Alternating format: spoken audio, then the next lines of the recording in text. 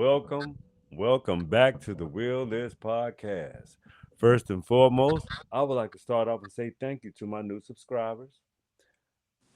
We are so grateful, wonderful. As promised, we are back with the infamous, the great Dr. Anthony Dixon. AE is back with us in the No building, why and he infamous, but will I think continue. He will continue to be coming back to the platform because guess what? The doctor is an alumni, especially officially, because we started this shit and we gonna finish this shit. But anyway, yeah. Anyway, okay. The show tonight is called American Realization Show with Dr. A.E. Dixon for the world to know. So I promise you, the exchanges tonight are gonna be very valiant and truthful. Meaning full of the truth if you don't understand a parable. But anyway, okay, so tonight I think I am going to make the decision to play just a tad bit of music really softly so we're going to have a good time tonight. We're going to try something new, AE. We're going to try a little something new. Just a little something, a little bit. A little bit, a little something.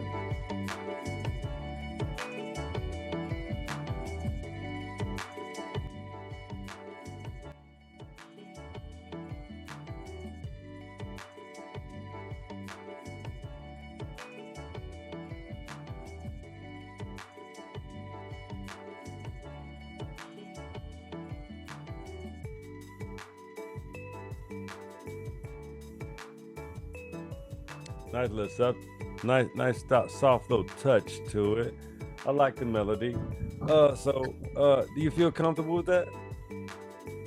yeah, sounds good, brother.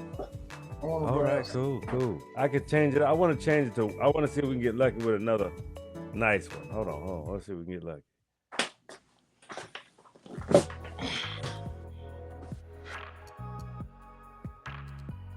All right, we cool. I'm with it. Soft and nice. All right, here we go. We good. We good. All right, so American Realization Show. First of all, let's get off into this thing for real. We got another book in the mail today. I can't see Prehistoric that. America. It's prehistoric America. Pre. You just went dark. Okay, here prehistoric America. This is Prehistoric America by Stephen D. Pete. Hello? Yeah, can you hear me? You froze on me. Can you hear me? Yes, I can hear you. Give me a second. Make sure audio good. Yeah, we good. We should be good. They give it time, AE. It should kick back in. We should be solid. I can see you. Oh, you went away. Okay. We're gonna wait for Dr. AE to get back on. But check it out. Prehistoric America. I got something lined up for you today. I posted it earlier. We're gonna wait for Dr. AE. Hey, he's back. He's back. Here we go. Here we go. Oh, he's here. He's here. We pressing on time. There we go. We here. How you doing? Talk to me. I'm good, brother. I'm good. All right. Good deal. All right. So, Dr. AE and I was communicating earlier. We was communicating earlier about a couple of journalists, Malcolm Nance and Dr. Joy Ann Reed. And I caught a lot of the show. He caught glimpses of the show, but we had some fiery objections to how journalists and activists are completely different, but they have their likeness. I'm not going to say likenesses, it's just a likeness. See, when you understand the job of a journalist, an activist, and we're going to add a couple of more, educator, a realist. See, we're not limited here on the Realist podcast. We don't have to just talk about, we just had to study the specific genre of what a journalist is and how they really do have their specific likenesses. I couldn't help it. I had to do it. Anyway, so when you got a likeness, a specific agenda, or when you feel a certain specific way about how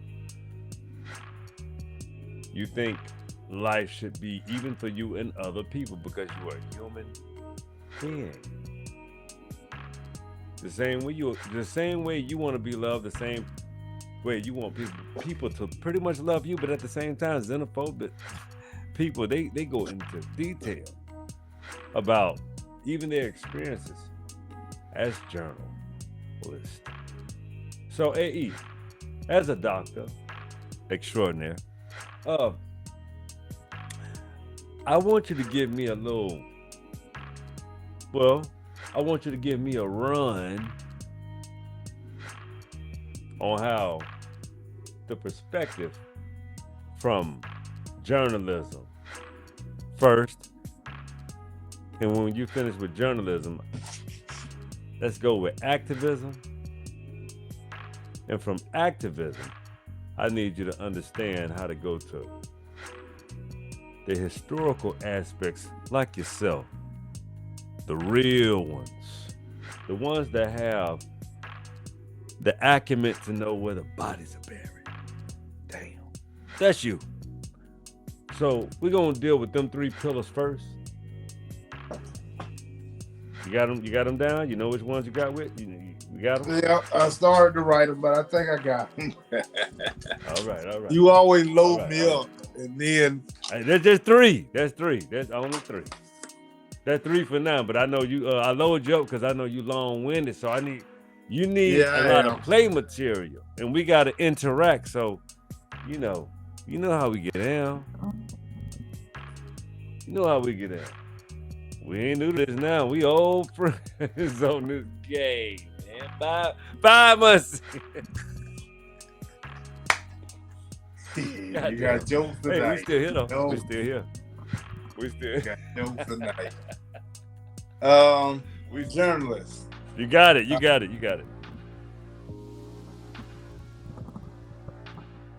Journalists should be fundamentally, grounded in research, right? And that research is supposed to take them to the story. Sometimes we, as all of us do, right? It doesn't matter whether they're academic, professionally, or just people in general looking for information, right? We have this issue where fundamentally and theoretically we should be just gathering information and letting that information lead us. And so journalists should do that, right? They should be researching, they should be uncovering documents, interviews, all of that, however they need to gather these sources of information and this knowledge on a particular subject, right? However, sometimes, and we all do it, we just have to be mindful and catch ourselves when we're doing it. We sometimes try to look for information that's going to fit a certain idea, right? In other words, we've already formed this opinion on something, and now we're looking for the information to validate that opinion. But when we do that, we skew the totality, right? We skew the totality of the information because we're not providing both sides of the story then, right? So we're we have to be careful and we have to be mindful of those journalists, right? And let's call it like it is. There's one particular news station that has been over the last few years, basically doing just that, right? They form an opinion, they already have their agenda, and then they try to create and look for sources to support that, right?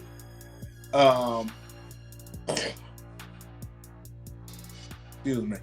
And so, and of course, that's Fox, right? Fox has been called out for that over the last few years.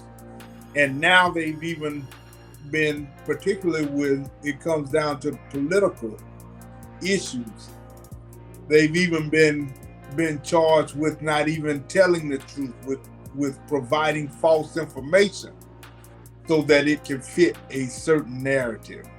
See, and that's that slippery slope, right? That's going down that bad rabbit hole that you started by looking for information to support one particular opinion or thought, or stands on a topic, or view on a topic. And so journalists have to be very careful of that, and they should be reminded and always keep in mind what their objective is, which is that topic, and uncovering all the truth to that topic, and just letting the research guide them. And so as they do the interviews, as they get more information, the interview should be more in depth now, because you have more information that you can ask on certain things. So when people say certain things, it can either contradict it or they can add to it. So if they say something that contradicts it, then you question them on that. But that leads to the possibility, right, that when you question them on something that they contradict some source that you have, and then they provide a source that substantiates what they have, you see, now you're really telling the totality of that topic and story, right? Because you have this information says this, they have their opinion, and then they're backing up with this information. So now you got to compare the two sources. And that's when you really start digging and uncovering the truth, right? And so journalists, again, have to stay on that path where they are letting the research guide them. And so when you start talking about activists are people who take information, they take what they learn, they take information, and then they are applying it. They're doing something with that information. They're not just staying on this theoretical stream or realm, but they're actually doing something. So it doesn't matter whether it's a voter drive, they're doing voter registration drives, they're working and volunteering at the community center in the after school program. They are doing their own research and providing that research to journalists. All of these things are taking the theoretical aspects of some issue in society, and then they are actually turning it into action and making it practical, right? And so that is what activists do, right? They actually put some action to solving an issue or dealing with an issue or even uncovering an issue and getting to the bottom and the truth of an issue. And so that's what an activist is. Now, when you start talking about historians and historical truths, and that's pretty much my area, right? here's something that I was told, and I realized that historians and journalists have in common. This is why public historians like myself, um, we conduct these interviews and what we call oral history interviews, right? And that is, and it's funny, but it is what it is. It's that thirst to uncover something, right? And so it's the fact, and I'm just gonna call it like the TI is. Journalists and historians do have one thing in common as a characteristic trait for the profession. If you want to be good in your profession, if you want to be a good journalist, if you want to be a good historian, whether you're a public historian, you're a purely academic historian, whether you're an investigative journalist, whether it does not matter, whether you're just a social column, you write a nice social column, right? One of those fathers knows best, and Landers, whatever, it doesn't matter, right? Here's the key thing. Historians and journalists, if you want to be good in your profession, then that you have to have part of your character that is nosy. Plain and simple. I'll never forget, I was told by one of my strongest professors in undergrad, and I had him in undergrad and years later again in master's, and he said, if you want to be a good historian, you have to want to be nosy. You gotta want to know why. You gotta want to read it for yourself. You gotta want to see that letter, and when you read that letter, you want to see what the other person wrote back. You see what I'm saying? You gotta have that characteristic of being a little nosy, and that is what good journalists are too, right? They're nosy. They keep asking the questions, right? One question leads into another.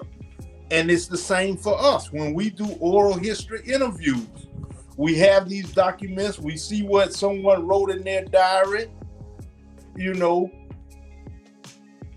we see what these documents we got from the courthouse or from the county records, we see all of that, and then you say something because you were there, and you give us the other side to it. About to do it now. So we want to hear, because we know it. We want to know. Oh, it's coming. It's coming right now, so check it out. He said this in his diary. Check it out, y'all. It's coming. What are you? I'm telling you right now. Go ahead and finish up, because I'm about to come in and cook a little bit with you. So go ahead. So what is it? What did he mean, or what did she mean by that in her diary? And that person gonna give you the inside. Oh well, that's because they knew such and such was dating such and such on the side, and they knew about his extramarital affairs, and he was going to cut it. You see what I'm saying? They give you that. See, you, that's the nosy part of you. Now you want to know why he said that. What? I see the document here. I see what he wrote in the diary. Why would he say that? Oh, that's because he knew Henrietta was seeing John on the side, and they were such and such, and he knew he would be able to get Henrietta to tell her what. Oh, okay. See, and those are the things that journalists do, right? It's the same thing that historians do. That's how we get the full story, you know. And I'm gonna give you this one, and I'm gonna leave it alone. What we don't like to talk about is the fact that a lot of those documents, even the Constitution, right? Even the Constitution, even those opinions written by those judges at late night and whatnot, when we're talking the 1700s in the 1800s, a lot of them were inebriated or tipsy, because during that time it was safer to drink alcohol than it was to drink water. The water could give you all types of bacteria and get you sick, but the alcohol was safe.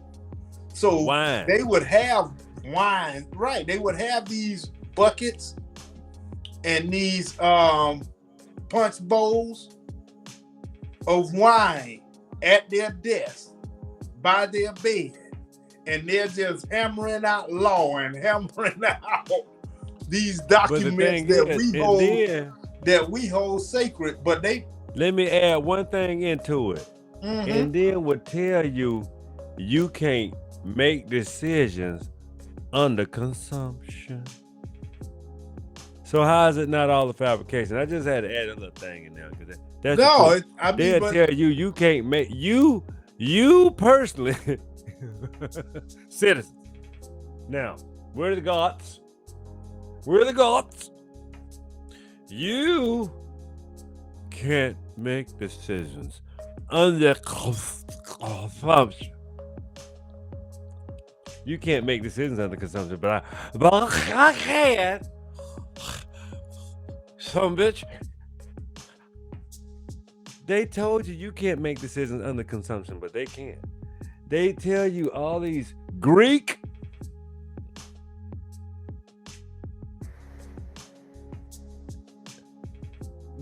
right?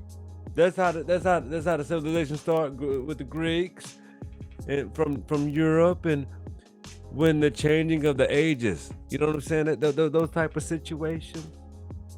I'm sorry. I want you to finish, but because you right on target. But I had to bring that Greek culture because they got in America right here Greek cultures, black historical colleges teach slave master children history from their perspective, and they leave out, completely shovel aside, indigenous, copper-colored, indigenous, black, melanated American history. We have no skin in the game. Goddamn, why is that, AE? Well, you know that because then there is a narrative, right, that has always been told, right? And this narrative has to continue if you are going to continue to exist in the way that you have been operating, right? This is basic beliefs that you have to have, right? Subscriptions. And we're talking about subscriptions are beliefs now. Right. We're not just talking about the history of this country. We're talking about going back. All different types of cultures have done this, right? Let's just call it like it is, particularly European cultures, but all different types of cultures have done this. It's just that Europeans and Americans have made it a mantra, right? And when I say that, I'm going to use France as an example, right? The French ancestors, of course, are the Gauls, right? Well, we know for a fact that the Gauls had a belief that when they conquered a group of people, right, that whatever culture, whatever history, whatever culture, whatever art, it became Gaul, right? So they are claiming ancient art and things of that nature in France, where it really came from one of the cultures that they conquered. They were not the original creators of that culture. Even their own culture. And so that's what I'm saying, that I was about to get to that point where they still do that, right? This is why they have no qualms with what they do throughout Africa, right? They have no qualms with having most of their gross, most of their GDP, right, really being imported from Africa. They don't have any problem with that because they've always had that belief that if they conquered a group of people, right, then whatever they have, it becomes theirs. And so these types of thoughts and this type of ideology, right, leaves a lot of things open-ended when people begin to try to understand how, historical events and things of that nature, and making these cross-cultural analysis and all of that, right? How do these things actually transpire, right? And you have to understand those basic premises in order to understand how these things are put together. And like I said, it transcends. We have evidence that the Hyksos, the Hyksos came into the land of Canaan in a warlike manner. We now have historians and anthropologists and archaeologists who are now willing to admit that the Hyksos and our certain Jewish people are quote unquote cousins, and so a lot of these things, are transpiring as more evidence comes out, right? And when I say it's transpiring, meaning we are challenging some of those historical beliefs that we've always had. So if we come fast forward back to what you were saying, the idea of indigenous melanated people does not fit the narrative, right, that has been told and taught. So they would have to change the school books. They would have to change everything in telling the story. But then, see, what it leads to, right, is how do you then make amends to what was done in terms of land, right? That's really what it comes down to, right? The land. And that's the same thing that we're witnessing going on right now, right? In South Africa and throughout other places on the continent of Africa, but particularly in South Africa, right? That whites in Namibia, South Africa, and all of these different places are still controlling large amounts of land. And so if you tell the true and full historical truth, then you start talking about repatriation, right?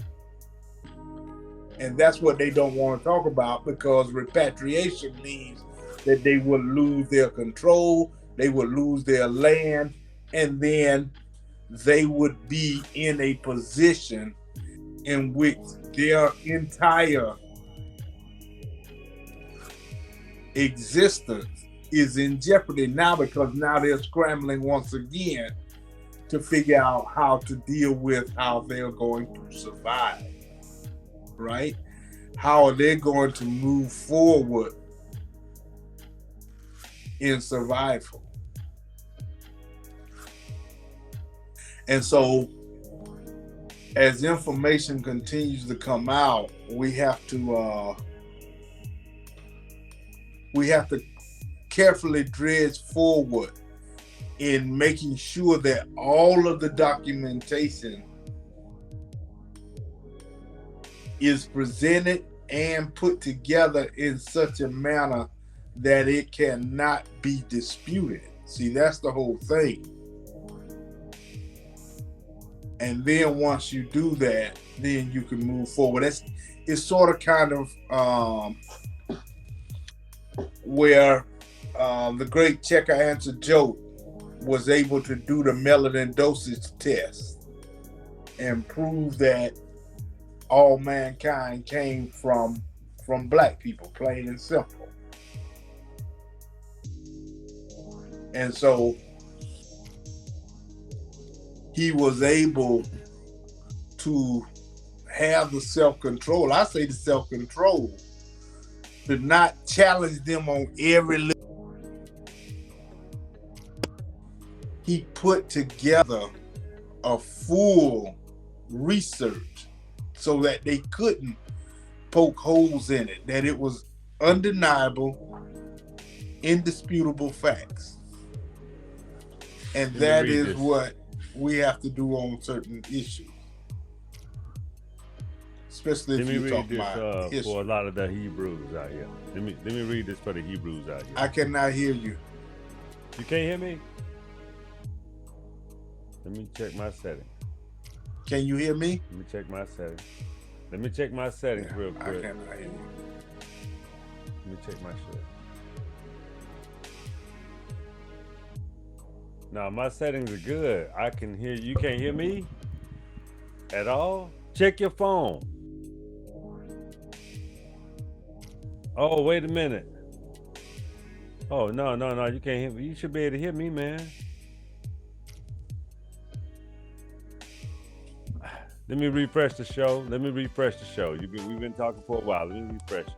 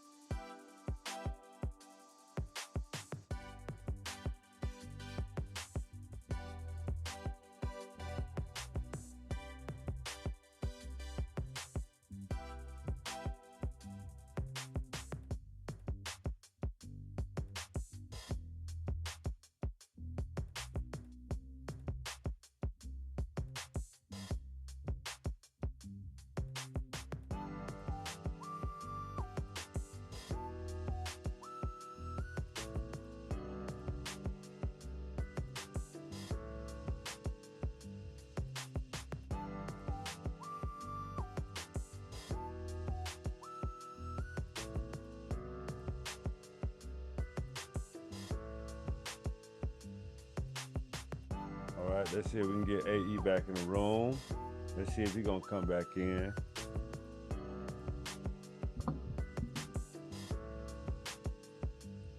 Give him a call.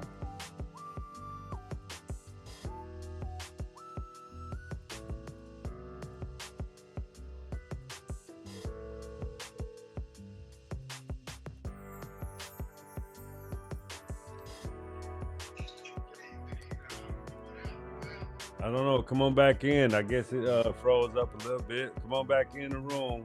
I'm here. I'm back. All right. Log back in. Yeah. Yes, sir.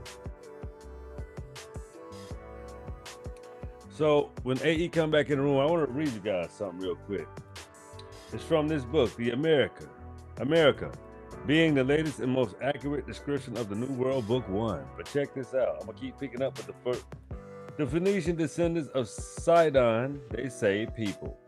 America, the Spaniard, sprung from Tabul, Japheth, had subjected the Americans, descendants of Sidon, of Canaan. Oh shit. Wherein is fulfilled the prophecy of Moses, the Canaan should be servant to Japheth. Oh, is that what they think? But it seemed a great mistake. So to derive the Phoenician from Canaan, I'm trying to check and make sure AE ain't came back in. But check it. That great mistake. Here you go. He back in. I'm gonna come on back and I'm gonna come on back in with this one, AE. Check it out. I'm about to read the book that I was gonna tell you. Can you hear me? You hear me good? We good? Yeah, I can hear you. All right. We solid. Okay, here we go. This is in contradiction to the shit that they have done. Check this out. The Phoenician descendants from Sidon, say they, people, America, the Spaniards sprung from Tubal of Japheth, the subjected, the Americans, descendant of Sidon, of Canaan, wherein is fulfilled the prophecy of Moses, the Canaan should be servant to Japheth, but it seems a great mistake. So to derive the Phoenicians from Canaan, from the extracted from Shem, Haber, Abraham, of Esau, surname Edom, from saying Adam, when he asked Jacob that read, because he knew now not how to call the prepared portage.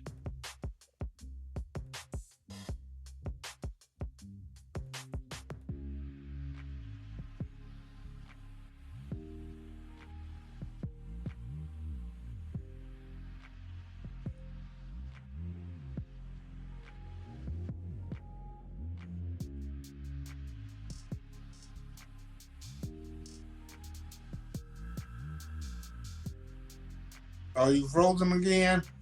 I think you frozen again, and I can't hear anything.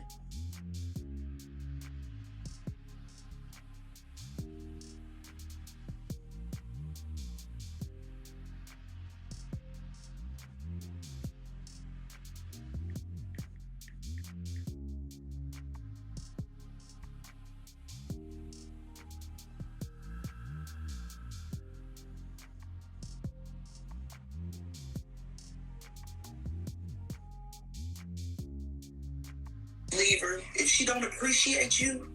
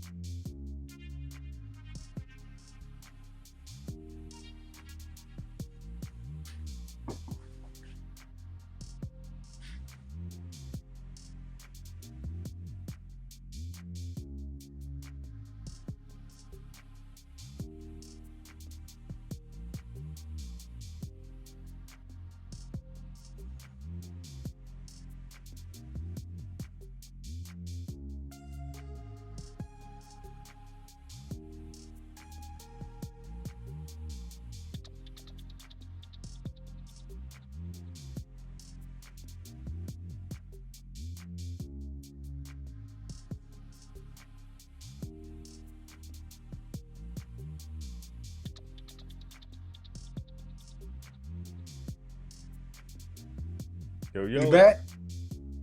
Yeah, we back. We back. Yeah, Okay. we back. Yes, sir. We back. All right, all right. I'm glad you sat still. That was cool. Good stuff. Good stuff. So, I see the forces are trying to come against us tonight, but we still holding strong. So let me not read and let's kind of walk through slowly of what I have been digesting from what you have been saying and what I was trying to get out and what I was trying to convey. What I was trying to convey is the fact that when a people came to overlay an existing society that had already been here, had already had the most primordial customs known to man. All right, the knowledge of the Americas. No one ever had to come to the Americas to civilize the Americas. What happened to the Americas was completely the opposite. It was, let me get my, y'all know I don't like spewing my burps in the mic. So, what happened in the proper commentary of America was people had come here to learn what civilization was all about. Damn, you going again? Heard you ringing, and you can't hear me. Check your settings on your device. Make sure you ain't went mute, cause I'm not muted over here. I'm good. I can see myself. It's showing. Let me go to my settings again. You know, yeah, it's looking my shit. Oh, wait. Yeah, can you hear me now? We good? We good? Oh, okay. He got to go back in now. Boy, they be cutting us up, boy. All right, let me add my brother back. He back. Well, we're having some serious technical difficulties tonight. You know what I'm saying? They trying to shut us up, man. Can you hear me good? We good now? Yeah, I'm back. I can hear you. I didn't hear anything you said, but steady. I'm back now. Oh, so what I was saying was, let me see if I can. I hope my mic ain't too loud and it's cutting up with you. As long as you hear me, we good though. So when you give me that warning and say I can't hear, that's good, cool. So, but what I was describing was, you know, basically the stories and the histories that we have been given and everything that we have been, you know, kind of shoveled to, that was never who we are. It didn't ever describe our actual circumstances or our actual situations. Because when it came to real time for me and my personal family situation, my grandmother told me otherwise, both of them. So my father even tell me, right now, my father is 74 going on 75 years old. He tell me, son, I'm gonna tell you right now, and I'm gonna tell you the last time, I ain't never heard nobody that we came from no damn slavery. What I had to educate my father on was we were the first enslaved.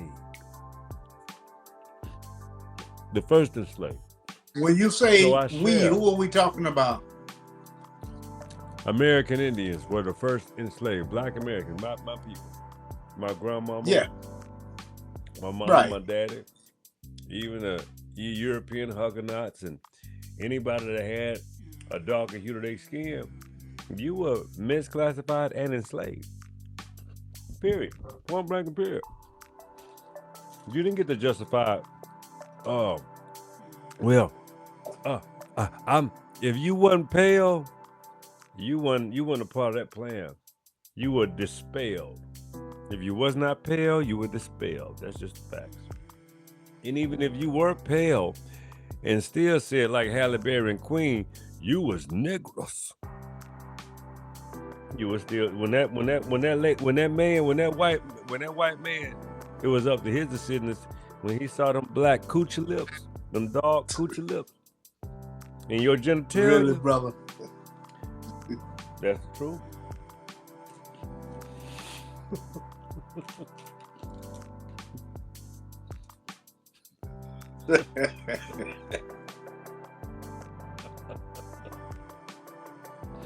Genitalia don't lie. Melanin. Concentrated melanin. I'm not being perverted. I'm just speaking the truth. It's genitalia tell you everything you need to know about a person. So they can have fair skin, but they genitalia dark, they got dark in them, melanin in them. And it came from a melanoid ancestor. And it didn't go away.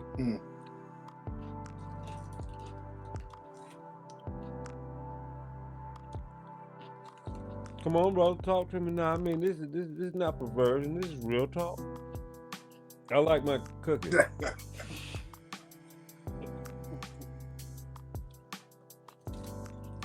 I mean, I don't know what comment.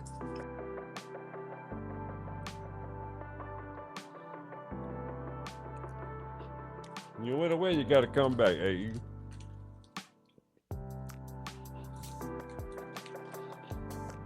you back? Okay, great, good. You got it. Can you hear me?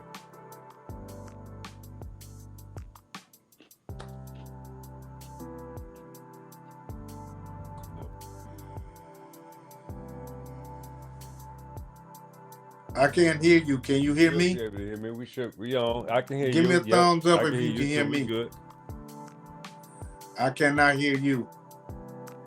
You can't hear me? No. Damn, what is going on? Oh, let me look. Damn, hold on. Can you hear me now? Nothing. All right, damn. Let me check my settings. Let me check my shit out. I'm good there. Let me check my settings.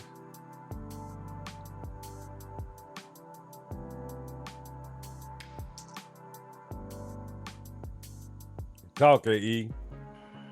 Can't hear me? Check your phone, check your settings.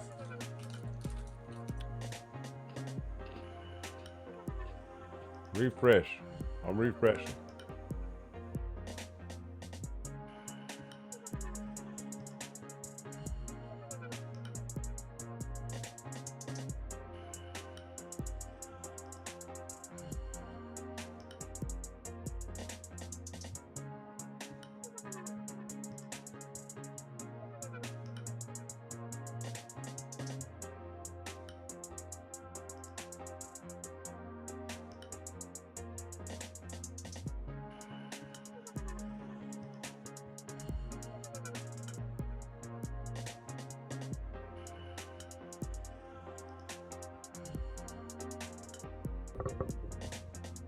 Nothing? Okay, now I can hear you. Brother, we may be having too many okay. technical difficulties tonight. Wow. We 50 minutes in now. 50 minutes in and then had damn 15 minutes worth of bullshit.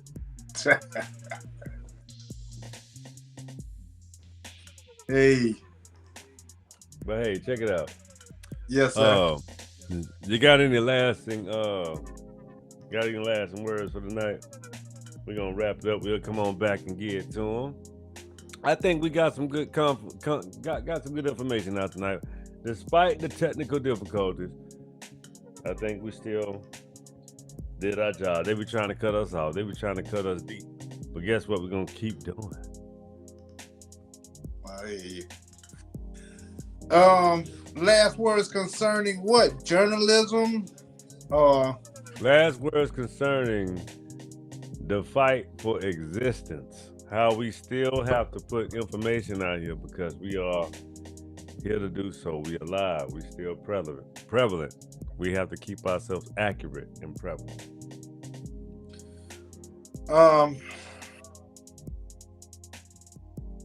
it seems like it's.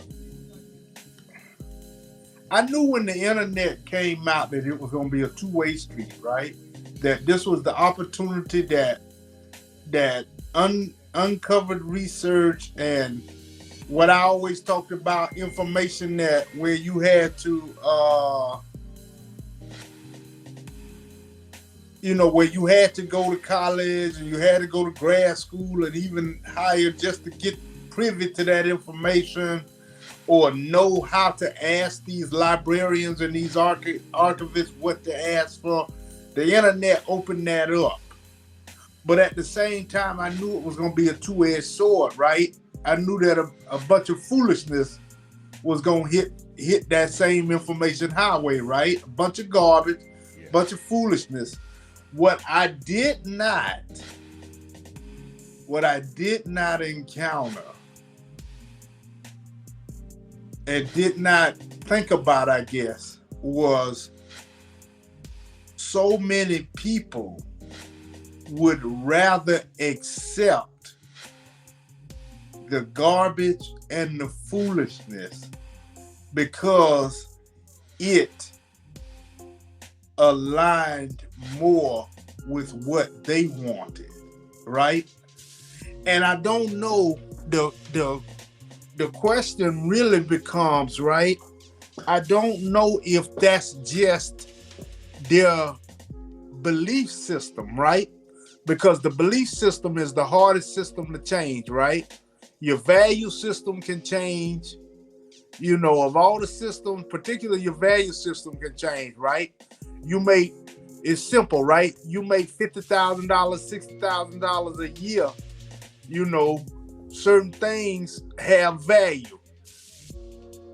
Three years later, you making $450,000 a year.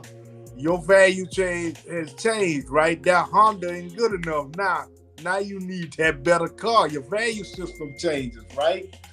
First of all, used to be a time when Levi jeans was good enough. Levi jeans ain't good enough now, right? You see? So we know that value systems change and things of that nature.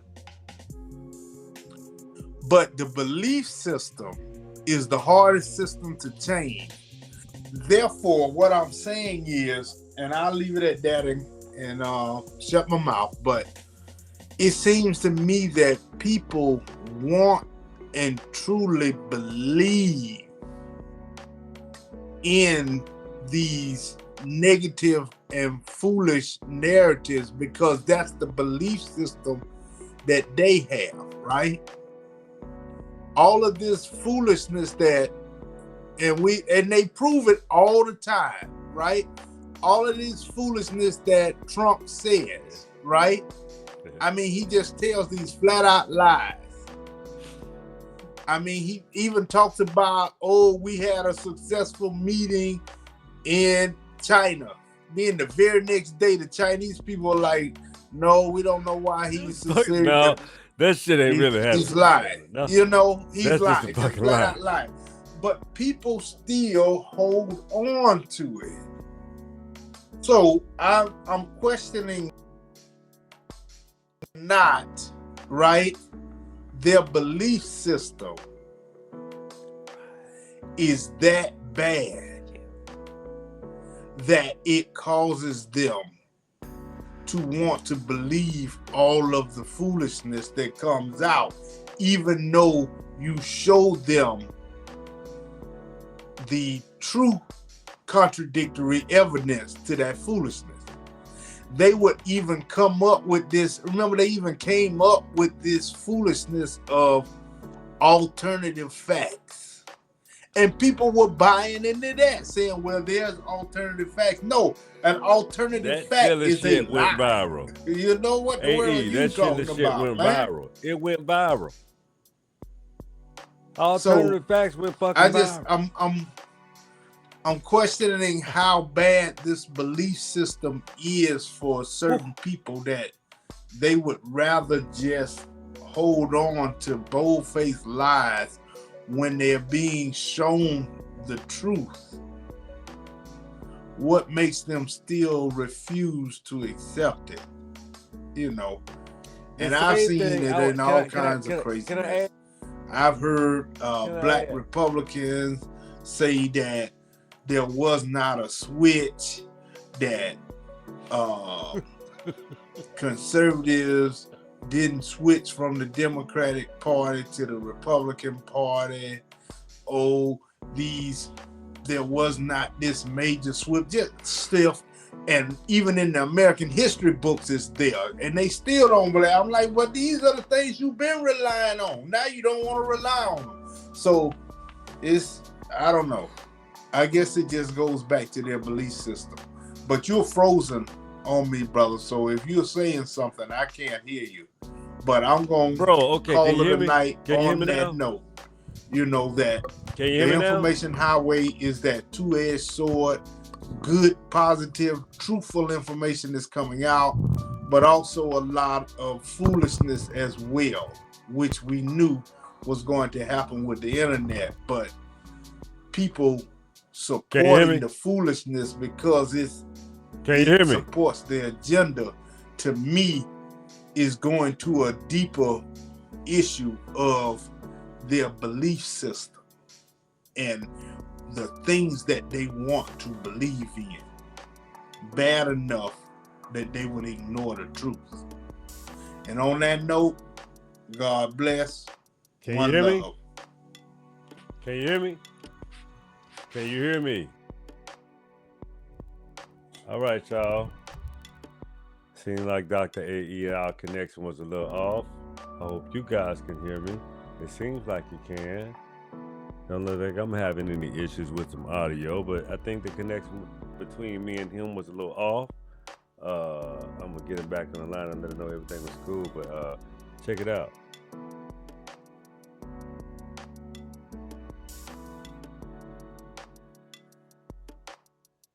Okay, I can control that. Okay, anyway, all right. Well, ladies and gentlemen, that's the show for tonight. AE gave some very good insight. It's cool. Some reason we have particular problems with the show when I'm reaching certain milestones. Sometimes I think there are enemies that are trying to put it to me. But anyway, that's the show tonight. I hope you guys enjoyed it. I hope you got the most of it. I'm going to go and watch this show and continue to try to improve and get better. But I can tell you one thing. I hope that you subscribe. I hope that you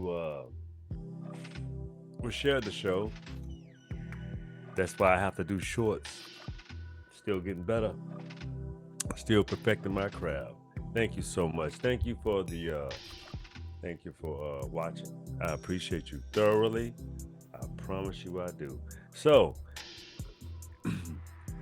this is Willis Podcast.